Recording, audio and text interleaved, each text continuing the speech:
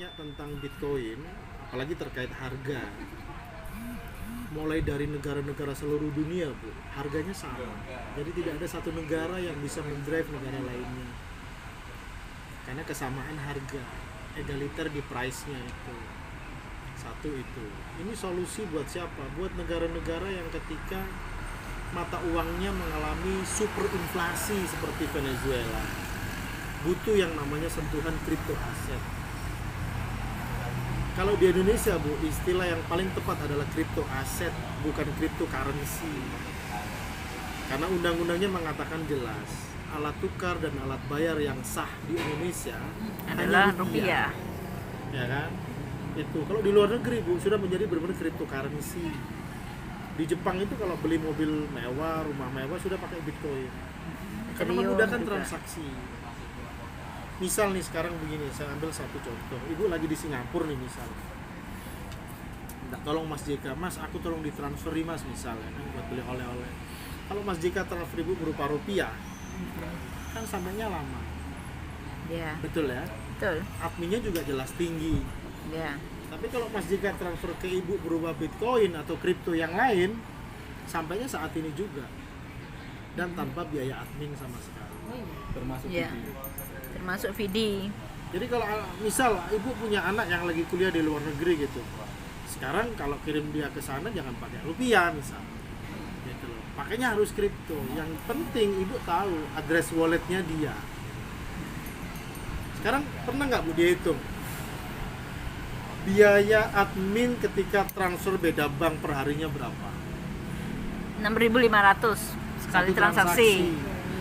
Seharinya Bu sekarang itu 18 miliar rupiah everyday. Kan ngeri itu Bu. Kali ya. Iya, 18 miliar itu everyday dia. Nah, bankry is criminal. Itu. Makanya mata uang berupa kripto selain bisa digunakan sebagai payment, ya kan, alat transaksi, alat kirim, gitu kan, juga bisa digunakan sebagai aset. Aset digital. Kalau kita bicara nilai bisnisnya, misal 2009 harga Bitcoin hanya 900 rupiah, Bu. Sekarang kalau kita tanya harga Bitcoin berapa, itu 140 juta Oh iya. per satu Bitcoinnya. Artinya pengertiannya adalah aset digital itu mau naik turun itu disebabkan karena apa? Karena demand versus supply. Perbedaan yang paling mendasar mata uang fiat. Mata uang fiat itu mata uang yang diciptakan negara tertentu. Mata uang fiatnya Indonesia berarti rupiah. Mata uang fiatnya Amerika berarti dolar Amerika. Perbedaannya Bu adalah mata uang fiat dicetak tidak ada nominal tertentu yang ditentukan di awal. Ya. Dia cetak saenake udele dhewe. Istilahnya begitu Bu. Makanya terjadi yang namanya inflasi. Inflasi. Karena peredaran uang perharinya hanya mentok 7-8% per hari Bu. Nah, hanya bank pakai algoritma 10 dibanding 90. Nah, kita bicara ilmu fractional reserve banking Bu. Jadi uang ibu yang di bank itu sudah diplot sama bank 10 banding 90. 10-nya ini dibagi dua lagi, 5% ditaruh di seluruh ATM, 5%-nya ditaruh di berangkasnya bank. Jadi jaga nih ketika orang ngambil tunai Bu. Yang 90% dikemanakan? Uang-uang kita ini itu sudah dihak miliki sama bank Bu. Dipakai apa? Pakai trading. Ya kan, pakai bangun aset. Dipakai untuk ngasih pinjaman ke orang yang pinjam. Itu uang kita loh Bu. Bank nggak pernah punya modal. Kan begitu kan? Makanya ketika kita bicara nilai aset dari mata uang fiat, dia selalu tergerus. Artinya valuasinya selalu turun. Kalau mata uang fiat tidak dipakai untuk menghutangi Bu, roda ekonomi nggak akan jalan. Kenapa sebabnya? Karena dia dicetak besar-besaran. Yang beredar hanya 7-8%. Ini harus dipakai untuk menghutangi. Tetapi kalau kripto Bu, itu dicetaknya ada nominal tertentu di awal. Nggak bisa nambah. Gitu loh Bu. Ada stok yang membatasi jumlah Iya. koin. Akhirnya nanti pada saat koin itu mulai menipis harganya Naik. pasti naik. Begitu Bu. Sekarang sudah zamannya serba digital. Kalau kita simpennya enggak aset digital, Bu, kita ketinggalan. Misal nih, Ibu nih misal, wis aku nggak mau ngikutin cara sekarang. Saya mau masuk tol pakai rupiah misal. Bisa nggak, Bu? Nggak Nggak bisa. mungkin bisa. Harus pakai kartu. Kan serba digitalisasi semua sekarang. Nah, kita simpennya juga aset digital. Nah, Vidi ini solusi, Bu. Saya bilang. Saya belajarnya kripto asetnya bukan cuma copy paste, Bu. Tapi saya langsung sekolah. Saya langsung ambil kuliah, mata kuliah saya memang kripto aset. Jadi saya paham betul A sampai Z-nya bagaimana bermain sebagai cryptopreneur. Sebenarnya cryptopreneur, Bu. Gitu. Jadi kita transaksinya bisa di exchanger. Nah, kalau di Vidi ini karena dia projectnya advertising. Kalau saya gambarkan begini nih. Ini cara kerjanya Vidi ya. Ibu pernah nonton YouTube pasti? Sering ya? Sering. Sering. Nah, siapa Bu YouTuber yang Ibu paling kenal? Ya, Atta Halilintar. Atta Halilintar ini digaji bukan dari YouTube loh, Bu.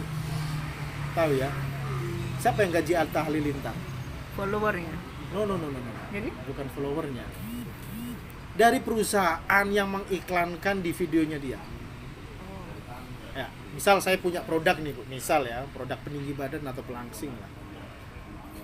Saya mau iklankan di YouTube. Kan gitu kan. Tinggal saya pilih CPC-nya berapa, CPC-nya kan. Cost per kliknya berapa. Kalau saya pilih yang mahal, YouTube akan bagi siapa YouTuber dengan viewer paling banyak di videonya dan follower paling banyak atau subscriber paling banyak. Karena saya barangnya berani tinggi. Ketika video iklan saya ini dimasukkan ke kontennya si Atta Halilintar dan dia diklik orang, maka saya kena biaya. Kan? Nah, biaya ini masuk ke YouTube.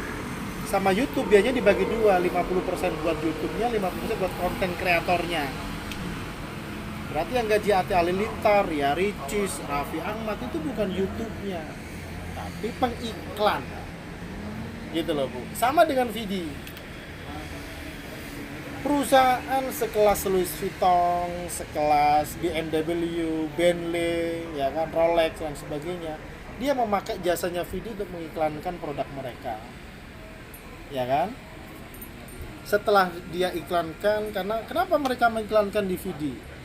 Vidi ini pionir, Bu. Pionirnya dia apa? Di teknologi iklan yang berbasis NLP. Dia bisa memanfaatkan space di gadget kita yang sempit begini. Dia bisa taruh link video di balik tulisan. Ini belum pernah ada, Bu. Gitu. Makanya perusahaan-perusahaan besar itu mengiklankan di Vidi. Nah, dari Vidi dia harus punya kendaraan supaya nyampe ke masyarakat.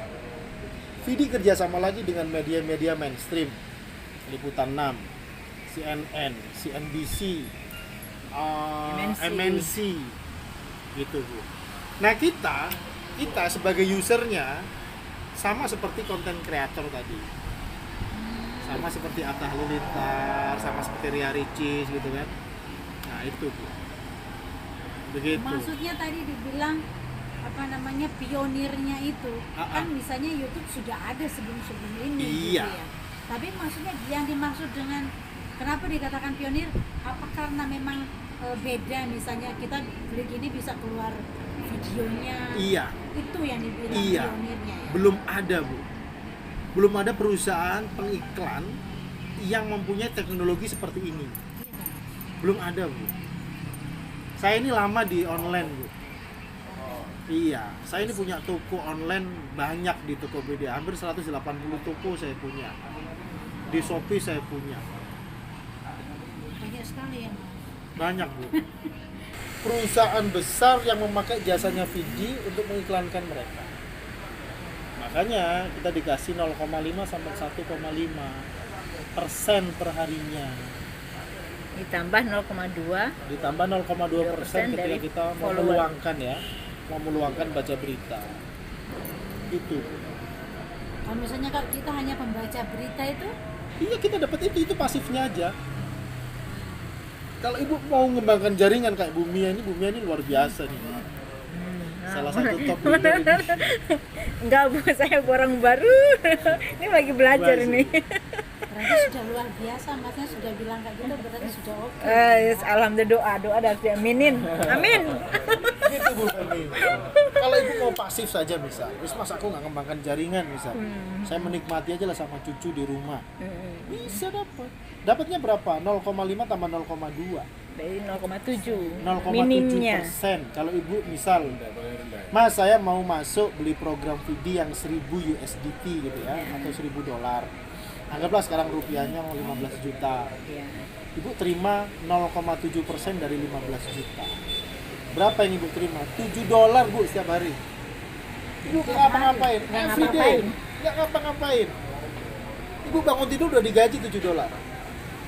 Tinggal ibu mau pencairannya per hari, per 2 hari, per 3 hari, per seminggu atau per bulan. Tidak mengenal meleset. tidak mengenal hari libur. Nggak mengenal hari libur Bu. Nggak mengenal hari libur. Kalau di Indodax itu kalau kata jam 2 pagi itu masih bisa. Masih. Dijual di market bisa. Masih. Oh ya. Itu kan enaknya kripto kan begitu Bu, digital aset. Misalnya kita bandingkan nih, sekarang kita main komparasi. Ibu punya aset tanah misalnya. Tanah ibu luasnya misal 1000 meter persegi. Ibu butuh uang nih misalnya butuh uang 50 juta aja. Bisa nggak tanahnya dicuil Bu? Ya nggak bisa dicuil. Nggak bisa. Ujung-ujungnya apa kalau ibu butuh uang 50 juta aja? Wah, Dijual lama. Dijual lama. Pinjamkan bank. Nah, tanggungan. Iya. Itu pun Bank lagi. itu pun proses berapa hari, bisa sebulan. Nah, tapi kalau kita simpennya aset digital, kita butuh uang, misal jam 1 pagi, jam 2 pagi. Iya. Tinggal kita lempar ke exchanger namanya. Stranger tuh kan. Marketplace-nya kripto, Bu. Pasarnya Pasarnya, tempat transaksi jual belinya. Itu namanya exchanger. Langsung cair, hitungan menit masuk rekening kita.